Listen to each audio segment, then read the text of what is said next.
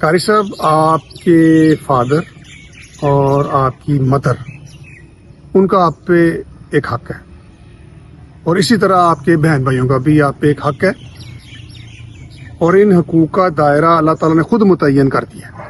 آپ اس دائرے سے پاؤں باہر نہیں نکال سکتے، کیونکہ یہ رشتے آپ کی اپنی چوائس ہے ہی نہیں، یہ اس نے بنا کے بھیجا ہے، ٹھیک ہے؟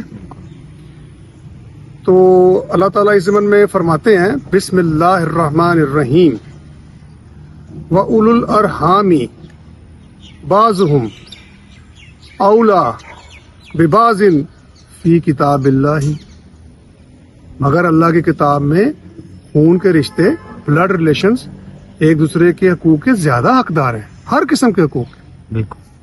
تو اگر کوئی دوست یا رشتہ دار یا سو آپ کی وائف آپ کو یہ کہتی ہیں یا ڈیمانڈ کرتے ہیں کہ آپ اپنے فادر سے بات نہ کریں یا سم ہاؤ مدر سے بات نہ کریں، یا آپ اپنے فلانے بھائی بہن سے کمیونیکیشن کٹ آف کر دیں، تو آپ وہ کمیونیکیشن کٹ آف نہیں کر سکتے، ورنہ آپ کیا ہو جائیں گے؟ فاسق۔ فاسق ہو جائے۔ اب آپ کہیں گے کہ اس میں تو فاسق ہونے کا ذکر نہیں ہے، تو کہاں ذکر ہے؟ ذرا فرمائیں آیت وہ۔ بسم اللہ الرحمن الرحیم وَيَقْطَعُونَ مَا أَمَرَ اللَّهُ بِهِ أَن يُوصَلَ وَيُفْسِدُونَ فِي الْأَرْضِ أُولَئِكَ هُمُ الْخَاسِرُونَ۔ اور جو اللہ کے بنائے ہوئے یا جوڑے ہوئے رشتوں کو توڑ دیتے ہیں، بالکل وہی خسارے میں رہنے والے ہیں۔ صاحب۔